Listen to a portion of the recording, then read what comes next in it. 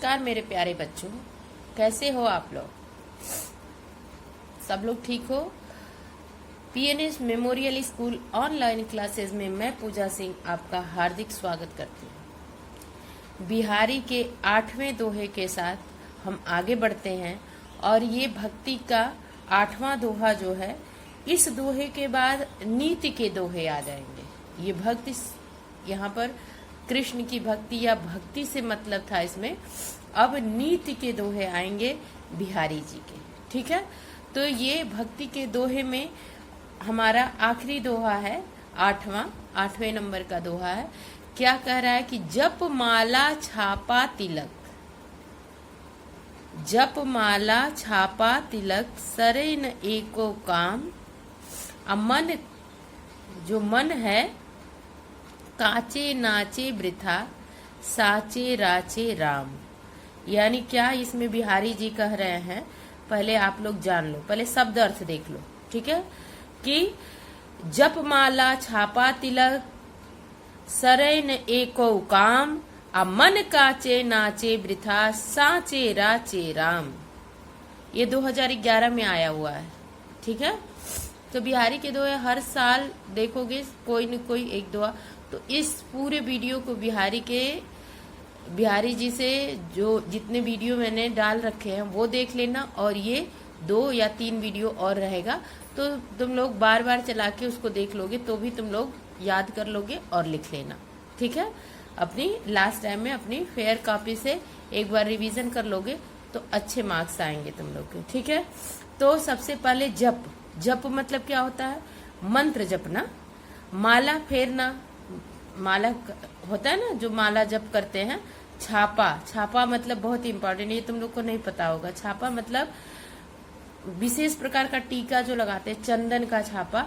जैसे काशी विश्वनाथ जाओगे, महाकाल जाओगे तो वो लगाते हैं ना, उससे वो जय महाकाल या त्रिशूल का या शंकर भगवान का जो त्रिपुंड होता है उसका ऐसे माथे पर रहता है, उसको कहते हैं छापा, ठीक है।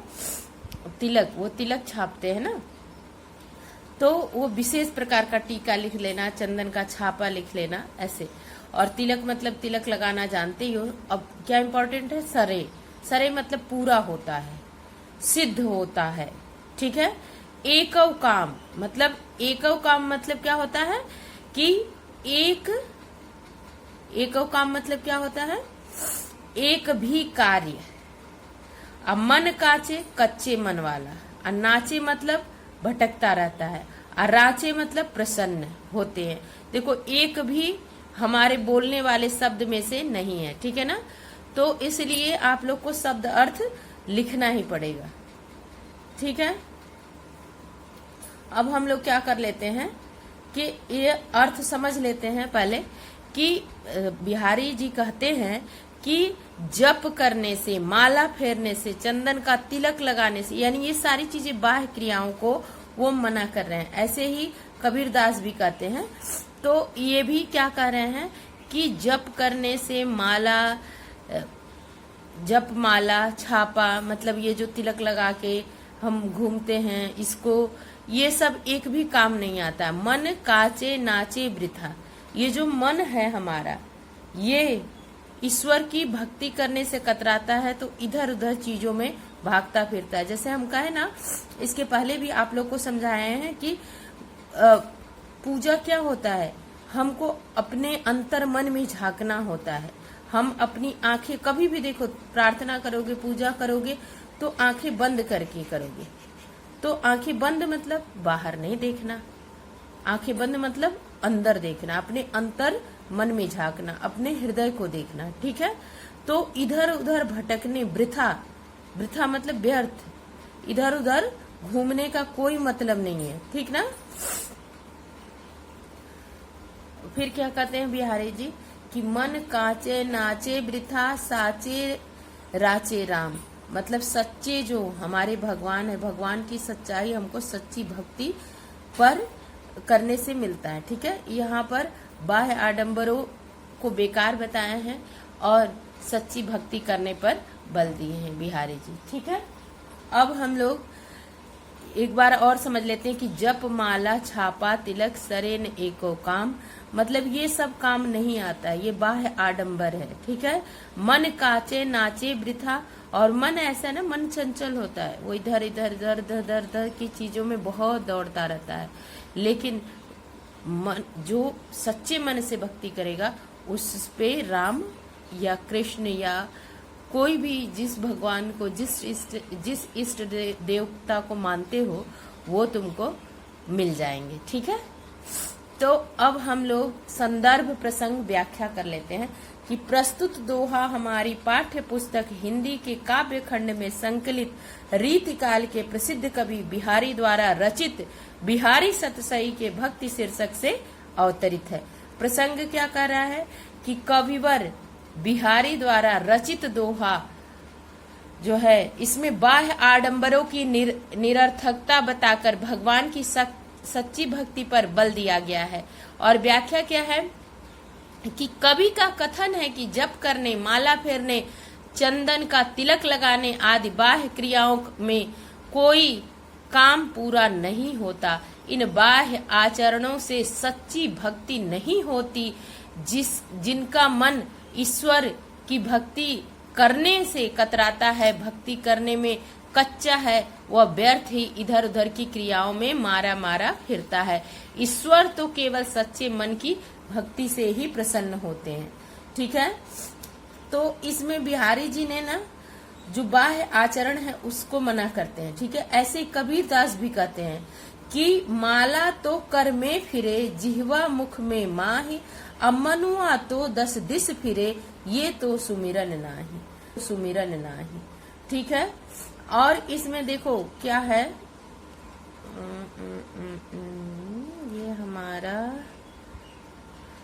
ये हमारा है कि जप माला छापा तिलक सरे न एको का, मन काचे नाचे वृथा, चे नाचे राचे, तो ये कौन सा है, अनुप्रास अलंकार है। ठीक है। अब हम लोग काव्य सौंदर्य देख लेते हैं कि भाषा साहित्यिक ब्रज है, शैली मुक्तक है, रस शांत है, छंद कौन सा है, दोहा है, अलंकार अनुप्रास है, गुण प्रसाद है। ठीक। अब हमारा बिहारी जी का जो भक्ति के दोहे वो खत्म हुए। अब नीति के दोहे पे आ जाओ। किस पे आ जाओ, नीति के दोहे में पहला क्या है कि दुसह दुराज प्रजानुकौ, क्यों न बढ़े दुख दंड। ठीक है। अधिक अंधेरी जग करते मिलिमावस रविचंद, ये 2016 में आया हुआ है। ठीक है। और दुसह मतलब असह, दुराज मतलब दो राजाओं का शासन, जिसको बुरा कहते हैं, बुरा शासन। ठीक है। आप लोग लिख लो, दुसह मतलब असह, दुराज शब्द अर्थ लिखते चलना अपनी कॉपी में तुम लोग, और दुराज मतलब दो राजाओं का शासन, बुरा शासन, दंडु मतलब संघर्ष, मावस मतलब अमावस्या के दिन। ठीक है। अब इसमें बिहारी जी क्या कहना चाह रहे हैं कि इस दोहे में जो है बिहारी जी कहना चाह रहे हैं कि दो राजाओं के शासन से जो उत्पन्न कष्ट है उसका वर्णन, अब ये नीति का है, भक्ति का नहीं है। ठीक है ना। तो इसमें देश के शासन से, जो उस समय के दो राजाओं के शासन से संघर्ष अत्यधिक बढ़ जाते हैं। दोहरे शासन में प्रजा इसी प्रकार दुखी होती है, किस प्रकार दुखी हो जाती है, जैसे अमावस्या की रात्रि में सूर्य और चंद्रमा एक ही रात में मिलकर संसार को कैसे गहन अंधकार को पूर्ण कर देते हैं, वैसे ही दो राजाओं का शासन, उस राज्य में बहुत दुख होता है जिस राज्य में दो राजाओं का शासन हो। कहा जाता है ना कि एक म्यान में दो तलवार नहीं हो सकते। ठीक है। तो अब इसमें क्या कहना चाह रहे हैं बिहारी जी कि अमावस्या की रात्रि को सूर्य और चंद्रमा यानी दो राजा एक ही राशि में आ जाते हैं, ऐसा सूर्य ग्रहण के समय में होता है। यह कवि के ज्योतिष ज्ञान का परिचायक है। बिहारी जी का आईक्यू लेवल तो वैसे ही बहुत ज्यादा था, आप लोग को पता ही है कि जहां न पहुंचे रवि वहां पहुंचे कवि। तो बिहारी जी का तो पूछना ही क्या। और दोहरा शासन प्रजा के लिए कष्टप्रद होता है, ये बताना चाह रहे हैं ये। और जो इनका ज्योतिष ज्ञान है उसका पूरा पूरा प्रयोग किया इन्होंने कि मावस रविचंद, अधिक अंधेरी जग करते मिल मावस रविचंद। ठीक है, तो हम लोग संदर्भ प्रसंग व्याख्या देख लेते हैं। चलिए संदर्भ डालिए। प्रस्तुत दोहा कविवर बिहारी द्वारा रचित बिहारी सतसई से हमारी पाठ्य पुस्तक हिंदी के काव्य खंड में संकलित नीति शीर्षक से उद्धृत है। प्रसंग, प्रस्तुत दोहे में दो राजाओं के शासन से उत्पन्न कष्टों का वर्णन किया गया है। और व्याख्या क्या है? व्याख्या की कवि का कथन है कि एक ही देश में दो राजाओं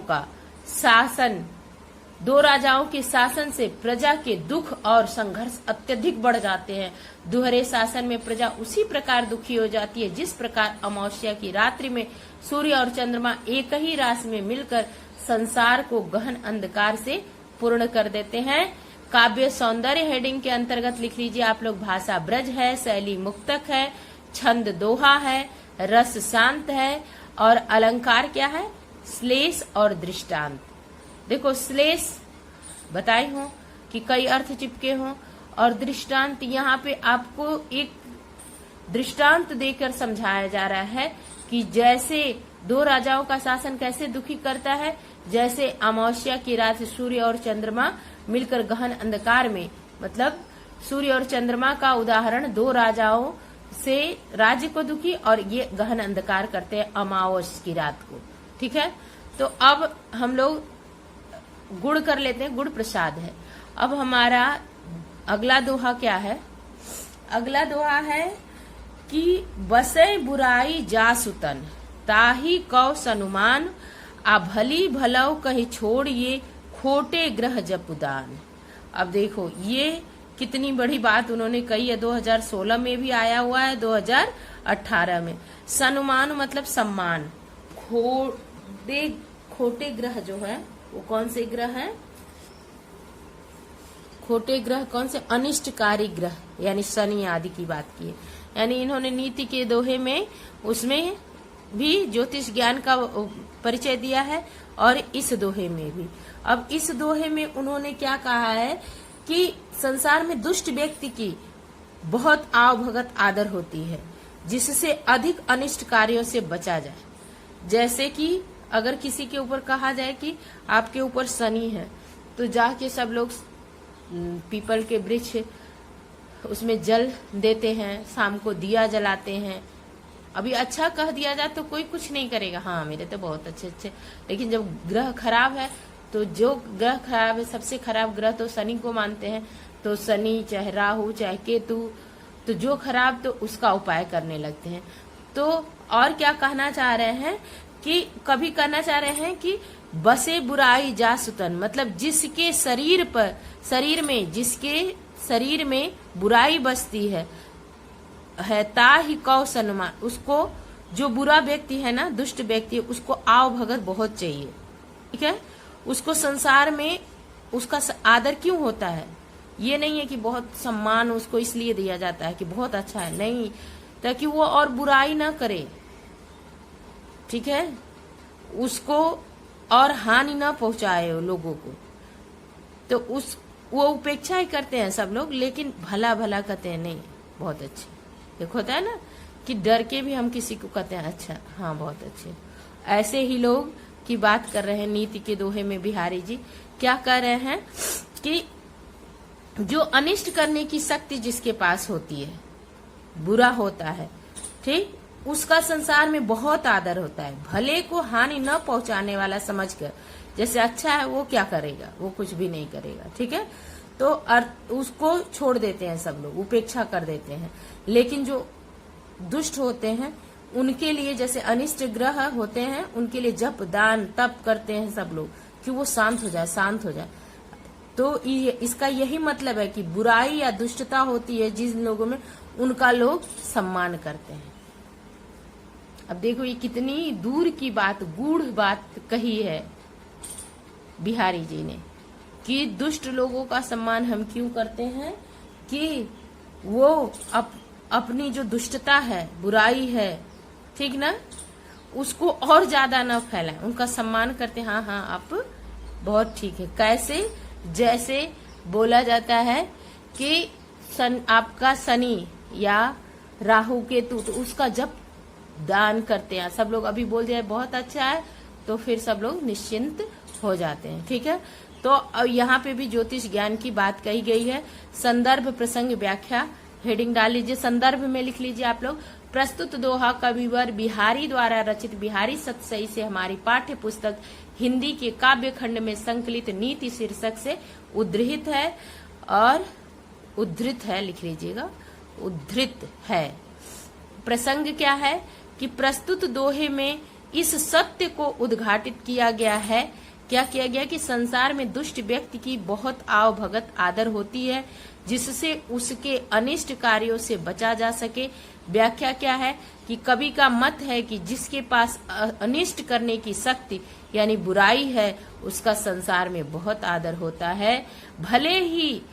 भले को हानि न पहुंचाने वाला समझकर, अर्थात भला कहकर सब छोड़ देते हैं, अर्थात उसकी उपेक्षा करते हैं, लेकिन अनिष्ट ग्रह के आने पर जप दान आदि करके उसे शांत करते हैं। तात्पर्य यह है कि जिसमें बुराई या दुष्टता होती है, लोग उसी का सम्मान करते हैं। भाषा कैसी है? ब्रज है, शैली मुक्तक है, छंद दोहा है, रस शांत है, गुण प्रसाद, व्यंजना से ओज भी है, और अलंकार अनुप्रास, पुनरुक्ति प्रकाश तथा दृष्टांत। देखिए दोनों में दृष्टांत है। दृष्टांत मतलब यहाँ क्षुद्र ग्रह मतलब खोटे ग्रह, जो अनिष्टकारी ग्रह का उदाहरण देके दुष्ट लोगों की कैसे आवभगत होती है, दुष्टता की, उसको बताया गया है। ठीक है, अब हम लोग चलते हैं आगे।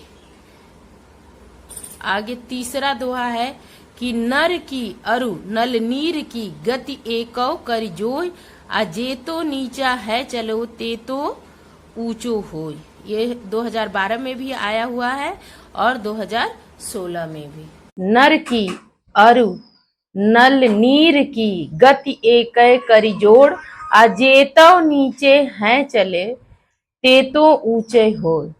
यानी क्या बिहारी जी कह रहे हैं कि नर की, ठीक है, अरु नल नीर की, नल जो मशीन होती है उसके नीर पानी की जो गति एक करी जोड़, और क्या है, जेतो नीचे है चलो ते तो ऊंचे हो। पहले शब्द अर्थ लिख लेते हैं, फिर इसका अर्थ समझाऊंगी, संदर्भ प्रसंग व्याख्या करिएगा। ठीक है, तो नल, नल मतलब नल नीर मतलब नल का जल।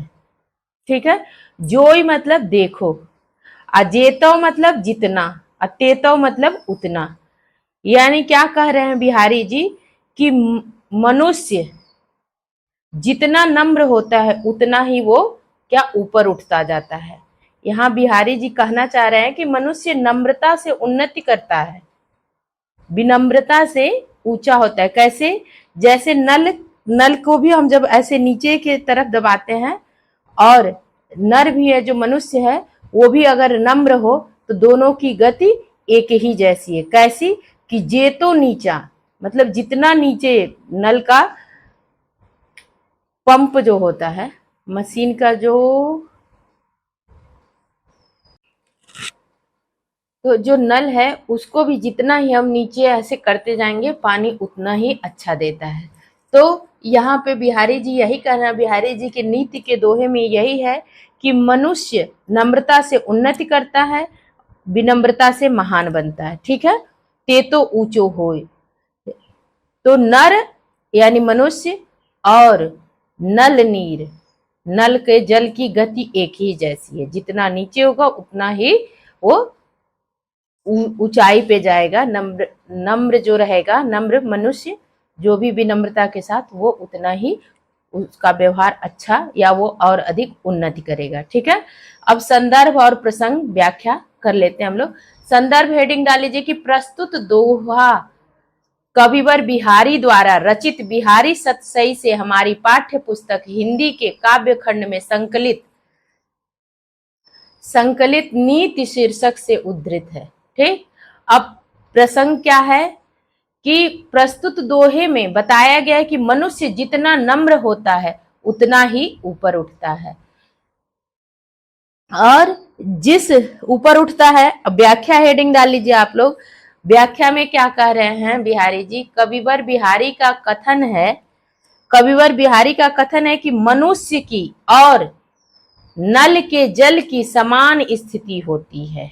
जिस प्रकार नल का जल जितना नीचे होकर बहता है उतना ही ऊंचा उठता है, उसी प्रकार मनुष्य जितना नम्रता का व्यवहार करता है उतनी ही अधिक उन्नति करता है। इस प्रकार मनुष्य और नल का पानी जितना नीचे होकर चलते हैं उतना ही ऊंचे उठते हैं। काव्य सौंदर्य हेडिंग डाल लीजिए कि भाषा ब्रज है, शैली मुक्तक है, रस शांत है, छंद दोहा है, गुण प्रसाद है, अलंकार उपमा है, ठीक, विरोधाभास भी है, श्लेष का मंजुल प्रयोग द्रष्टव्य है। ठीक, अब हम लोग चौथे दोहे पे चलते हैं। चौथा दोहा क्या कहता है कि बढ़त बढ़त संपत्ति सलीलु, मन सरोज बढ़ जाए, घटत घटत सुन फिरे फिरी, घटे बरु समूल कुम्हिलाए। अब इसमें बिहारी जी क्या कह रहे हैं कि संपत्ति, संपत्ति सलीलु मतलब धन रूपी जल, संपत्ति सलीलु मतलब धन रूपी जल, और मन सरोज मतलब मन रूपी कमल। अब यहाँ रूपी रूपी आया है, अब ध्यान देना तुम लोग कौन सा अलंकार है। और बरु, बरु मतलब चाहे, बरु मतलब चाहे, बरु मतलब चाहे, और समूल मतलब जड़ सहित पूरा। जैसे होता है कोई पेड़ समूल तो यानी उसके मूल जड़ सहित, और कुम्हिलाए मतलब मुरझा जाता है। ठीक है, अब यहाँ पर कवि ने धन के बढ़ने पर मन पर पड़ने वाले प्रभाव का वर्णन किया है। बढ़त बढ़त संपत्ति सलील मतलब क्या है, धन रूपी जल की बात यहाँ किए हैं, उससे मन रूपी कमल बढ़ जाता है। और क्या कह रहे हैं कि जो कमल है वो बढ़ता जाता है, किंतु धन रूपी जल घटने के साथ साथ मन रूपी कमल नहीं घटता है, अपितु समूल नष्ट हो जाता है। यहाँ पे क्या कवि कहना चाह रहे हैं कि धन के बढ़ जाने पर मन की इच्छाएं भी बढ़ जाती हैं, परंतु धन के घट जाने पर मन की इच्छाएं नहीं घटती हैं। तब परिणाम क्या होता है कि मनुष्य यह सह नहीं पाता और दुख से मरे के समान हो जाता है। अब बिहारी जी कितनी मतलब मन की चंचलता या मन की इच्छा, इसके बारे में कितनी बड़ी बात कही है कि जिस तालाब में कमल होते हैं, जब उस समय तालाब में पानी बढ़ता है तो उसके साथ साथ कमल की नाल भी बढ़ती जाती है, किंतु जब पानी उतरती है ना तो बढ़ी हुई नाल छोटी नहीं होती, पानी के समाप्त होने पर वह स्वयं नष्ट हो जाती है और कमल को भी नष्ट कर देती है। कमल का उदाहरण देते हुए बिहारी जी कहते हैं कि धन के बढ़ने पर मन को नियंत्रित रखना चाहिए, अन्यथा धन न रहने पर बहुत ही कष्ट होगा। ठीक है, अब इसमें अलंकार कौन सा है कि बढ़त बढ़त घटत घटत में पुनरुक्ति प्रकाश है। ठीक है, अब मन सरोज, अब यहाँ मन रूपी सरोज और क्या है, जल रूपी संपत्ति, संपत्ति जल की किया गया रूपक, तो यहाँ पे कौन सा अलंकार है, रूपक। ठीक है, और यहाँ पे वर्णों की आवृत्ति हो रही है तो अनुप्रास अलंकार है। ठीक, अब संदर्भ प्रसंग व्याख्या देख लेते हैं हम लोग। संदर्भ में क्या कर रहे हैं कि संदर्भ प्रस्तुत दोहा कविवर बिहारी द्वारा रचित बिहारी सतसई से हमारी पाठ्य पुस्तक हिंदी के काव्य खंड में संकलित नीति शीर्षक से उद्धृत है। प्रसंग क्या है कि प्रस्तुत दोहे में कवि ने धन के बढ़ने पर मन पर पड़ने वाले प्रभाव का वर्णन किया है, और व्याख्या क्या है, कवि का कथन है कि धन रूपी जल के बढ़ जाने के साथ साथ मन रूपी कमल भी बढ़ता चला जाता है, किंतु जो धन रूपी जल के घटने के साथ साथ मन रूपी कमल कभी नहीं घटता, अपितु समूल नष्ट हो जाता है। ठीक है, समूल नष्ट हो जाता, अर्थात धन के बढ़ जाने पर मन की इच्छाएं भी बढ़ जाती हैं, परंतु धन के घट जाने पर मन की इच्छाएं नहीं घटती। तब परिणाम यह होता है कि मनुष्य यह सह नहीं पाता और दुख से मरे हुए के समान हो जाता है। काव्य सौंदर्य क्या है? भाषा ब्रज है, शैली मुक्तक है, छंद दोहा है, रस शांत है, अलंकार कौन सा है? पुनरुक्ति, प्रकाश, रूपक और अनुप्रास, गुण माधुर्य। ठीक है, अब बिहारी जी के अगले दोहे, पांचवें दोहे, नीति के पांचवें दोहे के साथ मिलूंगी मैं नेक्स्ट वीडियो में। धन्यवाद।